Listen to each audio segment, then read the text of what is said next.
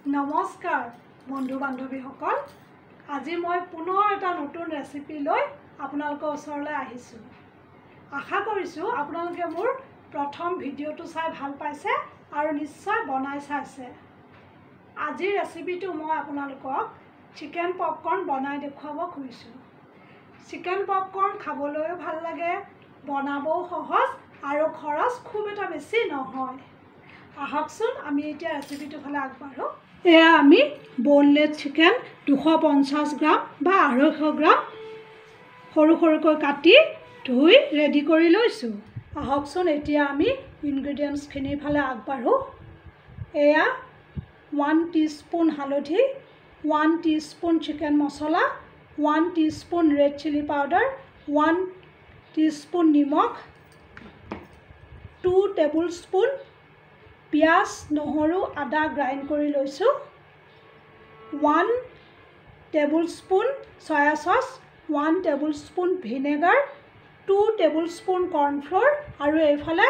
4 টেবুলস্পুন ময়দা ৰেডি কৰি লৈছোঁ লগতে আমি কণী এটাও ল'ব লাগিব কণীটো আমি একেলগে বস্তুবোৰ যেতিয়া মিক্স কৰিম কণীটো ভাঙি দিব লাগিব এতিয়া আমি চিকেনখিনিত মছলাখিনি এটা এটাকৈ মিলাই দিম প্ৰথমতে আমি হালধি ল'লোঁ তাৰপিছত চিকেন মছলা ল'লোঁ ৰেড চিলি পাউডাৰ ল'লোঁ নিমখখিনি ল'লোঁ আৰু পিঁয়াজ নহৰু আদা গ্ৰাইণ্ড কৰি লৈছিলোঁ যে সেইখিনি মিলালোঁ তাৰপিছত সয়া চিলি চচ ভিনেগাৰ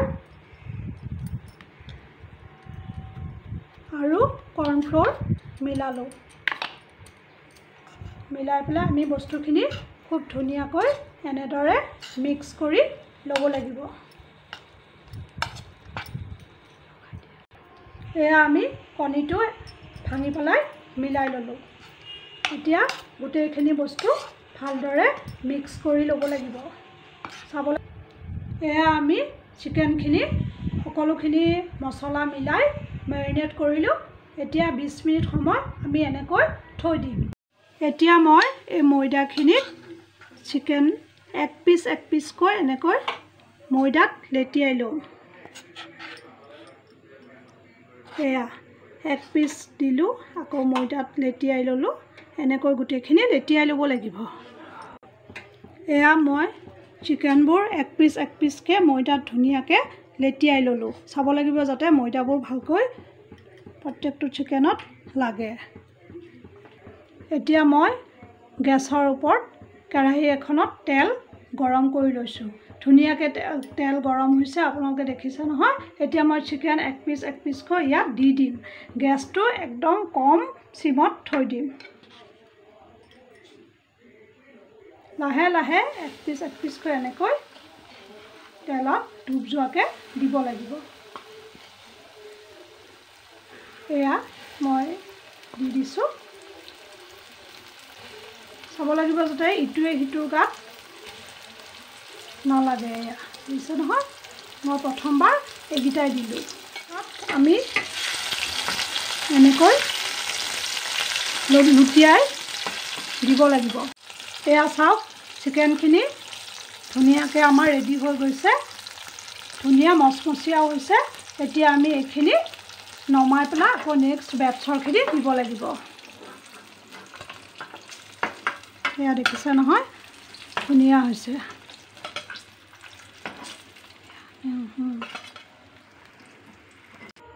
এতিয়া আমি ছেকেণ্ড বেটছৰখিনি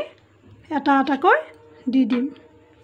বাকী থকা তেলখিনিতে আমাৰ গোটেইখিনি হৈয়ে যাব বেছি তেলৰ দৰকাৰ নহয়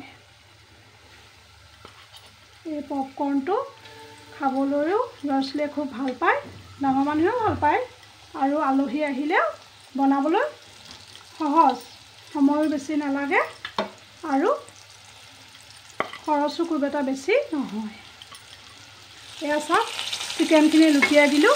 ইমান ধুনীয়া কালাৰ হৈছে এতিয়া মই গেছটো